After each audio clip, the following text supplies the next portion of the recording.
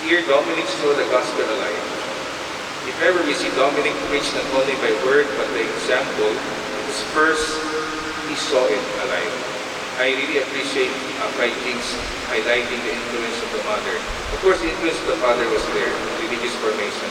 But the example of the mother, even giving the choicest wine to the poor, because that is her way of putting the gospel in practice.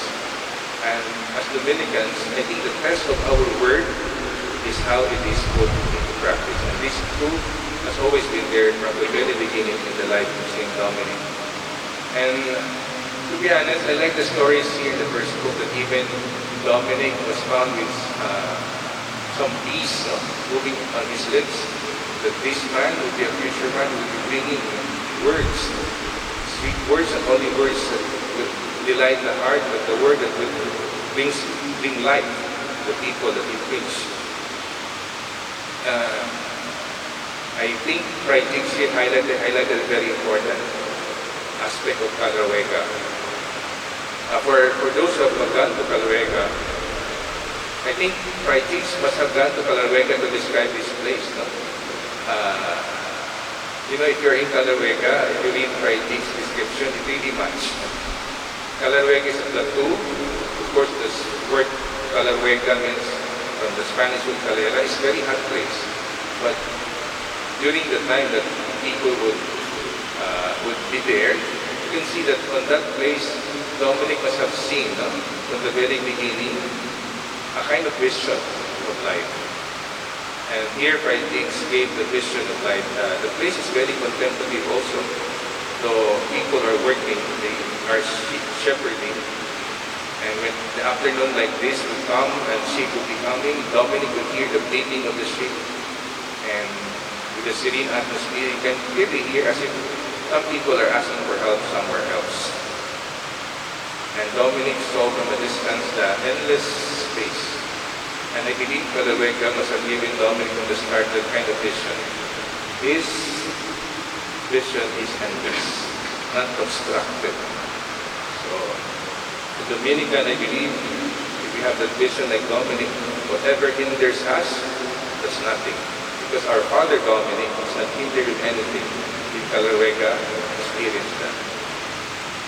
And here, in the first chapter, we can also see the Palencia, where we heard the story that Dominic sold everything because as he would leave his place of residence to study in the university, he could see people dying of hunger. And he sold everything. He sold his furniture, his chairs, and really could not sell anything. He sold the books. And the book that time that he was really holding on was very important for his study. He would put his notes on that book, and that book is very important for his intellectual life. But even that, he sold. Because he said, he saw the example, you can hear, I think Fray Jix really connected here the example of the gospel in action, the life of the mother. Here Dominic put into action. How could I study on dead skins where living skins are dying? And when Dominic had nothing anymore, Fray Jix, when I was reading this, I realized when you are empty, many of us, when we don't have anything, we find that we're insecure. But Dominic here, when he has nothing, he saw completeness. Emptiness is completeness. Because here that Dominic, I think in this moment, when he could not anymore spend anything because he had nothing as a student, when everything was given, it was this time that a person of Diego de Acevedo came, invited him to be part of the Diocese of Osma. And in this diocese, Dominic became part of the canon regulars. And here, Fray Jix explained the canon regulars, a diocesan priest following the rule. And this Osma is a reformed cathedral. And Fray Jix explained here that even the atmosphere in the area is like a church. Everything is guided by the bell even. And in this place, Dominic lived a very contemplative life. In Valencia, he learned the gospel there. Here, he learned a very contemplative life. That he even had time to stay and spend moments reading, especially the one that he learned for his discipline, the one of John Cassian, Conferences of the Fathers of the Desert. And this kind of contented atmosphere, Bright James gave a very beautiful example. Actually, I only read here Bright James that, when you're in a very contemplative atmosphere, even a muddy water becomes clear. When we are so much cluttered with so many things, but if you allow that muddy water to stand still, that muddy water becomes clear. And Dominic's mind, he was very clear, closer to us with the Lord.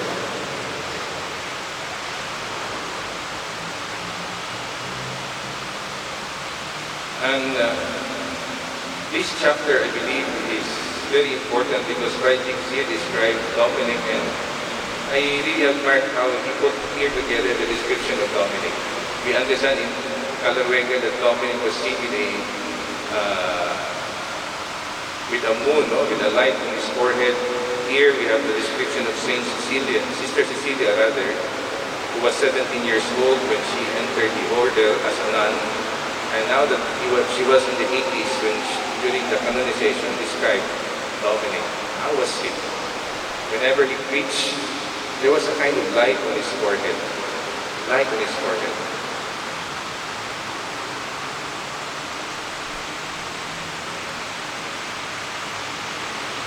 And also Diego's influence to Dominic, because Diego, as prior, the first prior of the cathedral, when the bishop died, was a reforming bishop also, chose Diego as the next bishop. And it was in this journey that Diego was tasked by the king of Spain to get a wife in Denmark. In chapter 2 of the book was a turning point, because Dominic left the cloister, the silence, and went on a busy journey in southern France. And in this journey, the whole night we traveled, and the first experience of Dominic was to see how this heresy could be destroyed. Not only lives, but even the church itself. Monasteries were emptied, churches were ravaged because of this heresy, this Albigensian heresy. And here in the first encounter, writings describe the path to paradise is hell, quoting Dante Alighieri. Dominic found heretics, the innkeeper that Dominic listened to. As if Dominic listened at night, this man was not really a bad person. He was searching for light, but the one that he heard was the one not coming from the priest. Later we see why, because priests were not educated. Bishops were busy administering with their properties. No one was teaching the people. So they only had this very active heretics to teach them about the faith. And Dominic there listened. Alam niyo, sa Sri Lanka, nung ako'y nandun, ang tanong sa akin mga diocesan priests was this: June, is it true that the first convert of Dominic was in the pub drinking? And he said, yes, that's true. They were drinking.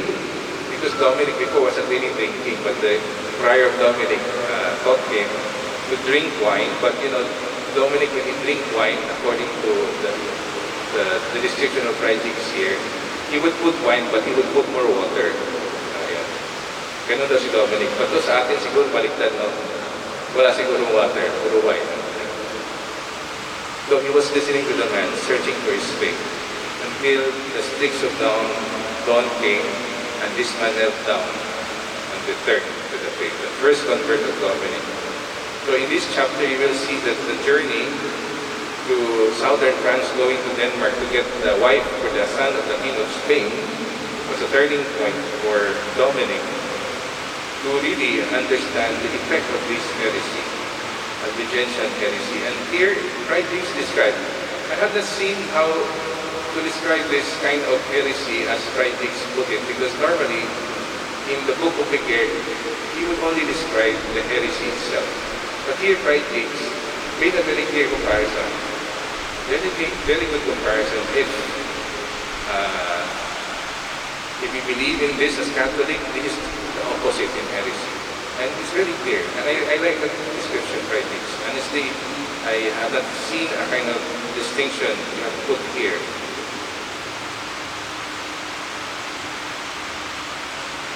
And the reason really why people were attracted more to the heretics, because the clergy at that time, they were not educated. The bishop at the time, they were more busy with their properties. So clergy, not only about their property, they're not preaching because they're not educated.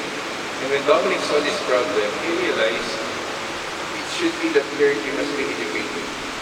There should be people who understand the teachings of the fathers of the church, the teaching of the scriptures, so as to educate people in their faith. That when the mission failed, because there was many, Higgs put it here that there were many interpretations, that I think the closest that the woman did not like go to Spain, she would like to spend in Denmark, so she went to a monastery.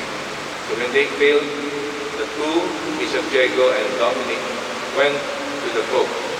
And the purpose of Diego is to resign, to become a missionary. And Dominic was tagging along. The bishop wanted to go to the Cumans,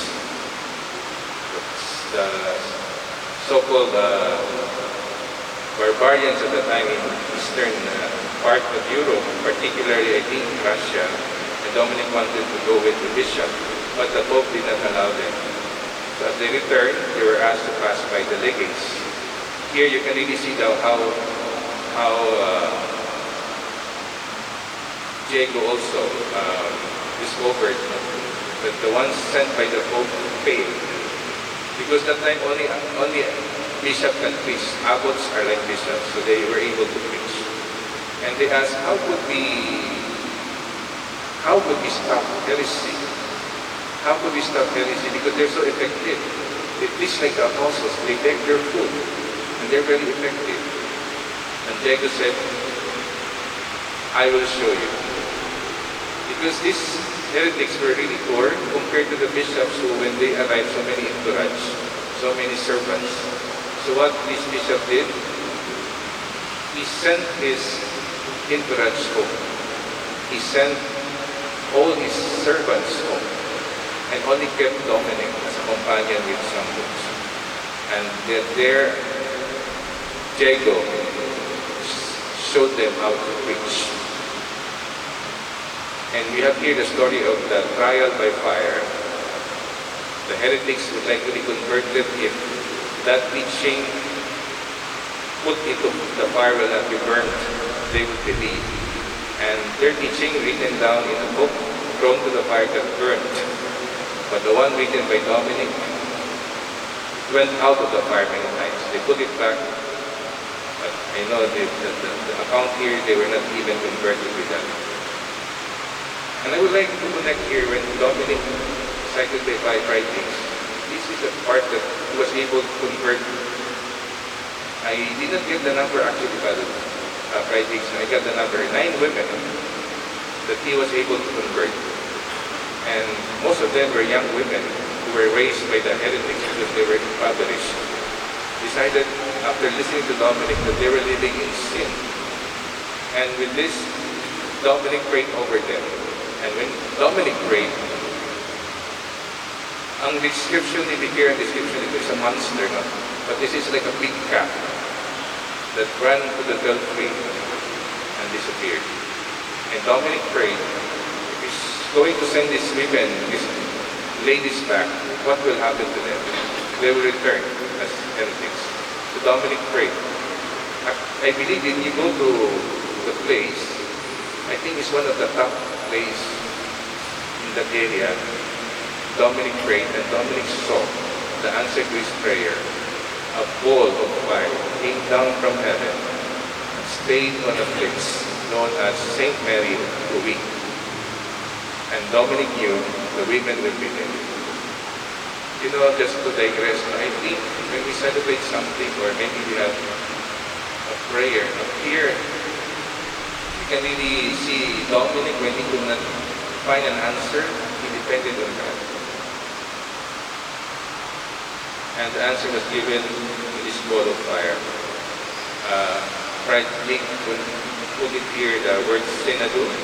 Iba naman yung Senado na alam natin. Sanado naman alam natin. Sanado yung sumasaya. Ito Senado. We saw the sign. The ball of fire.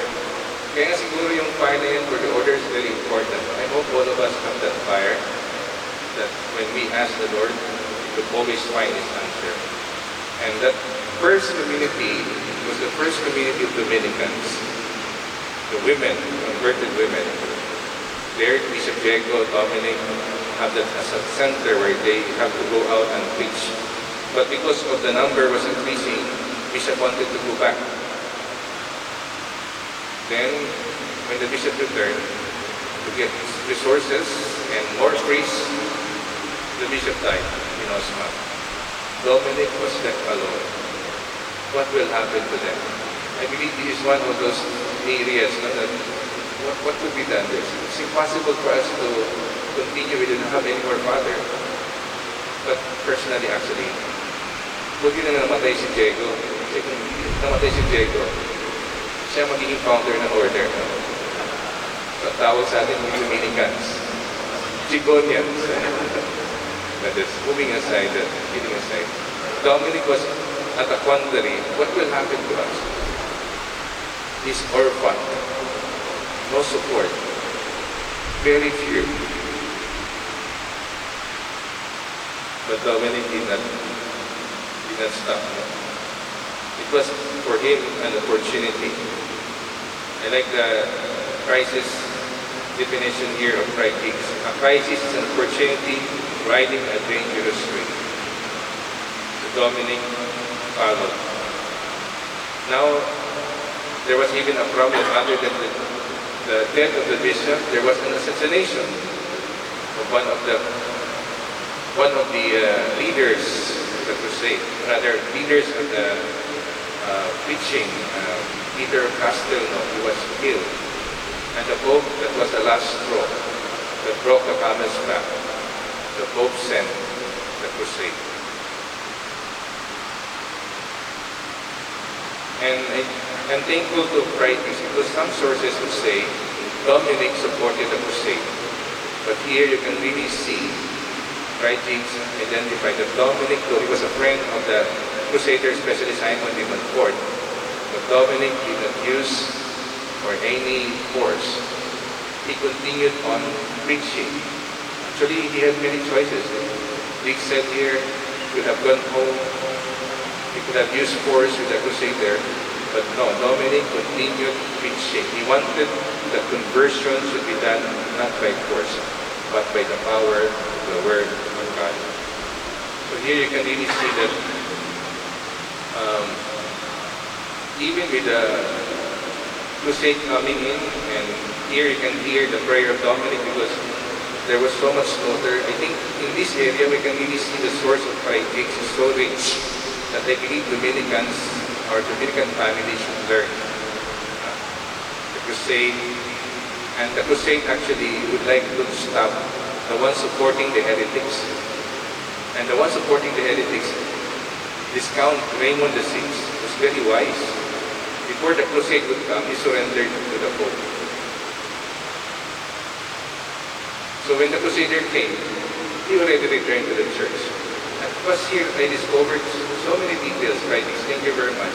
Even the date when Raymond VI returned to the church, I did not know that when I was studying the novitiate in 1209. So when the crusader came, there was a problem because some of the places the heretics and Catholics were together, there was so much slaughter. But at night, Dominic would pray, Lord, have mercy. What will happen to sinner? That's always a prayer of Dominic, that even after the carnage, Dominic always prayed for that. Lord, have mercy. What will happen to sinners? So this Count Raymond, I like the description, Dr. Jekyll and Mr. Hyde. May mga description si Project dito, may Robin and Batman. Maganda. I would like you to read because it's really interesting. It catches your eye. And when Raymond the Sixth was able to get away with it, when later you can see in the book that he was able to get away with it because he pretended to be supporting the crusade would have been done because of him. Later, when the Crusader returned after they finished their promise of indulgence for 40 days, Simon de Montfort eventually was defeated. So, when I reached that part of the Albigensian heresy, I was really overwhelmed. Honestly, if you're going to read this part, we don't have the sources in the Dominican family. The king was in charge, or the king who was there involved, and the different personalities involved. How come they don't want to lead the crusade? Only Simon de Montfort stood as a leader of the crusade because Simon de Montfort was divested his inheritance. He wanted to have lands to stay. And he was a good friend of Dominic, but Dominic did not support the way crusade. The way they have to convert people to go back to the faith. And all the treason, everything. I think what we're very familiar with is, and very important to the Dominican family, is a chapter, where was Dominic during the time of 1209 to 1215? And that time was very rich for the order.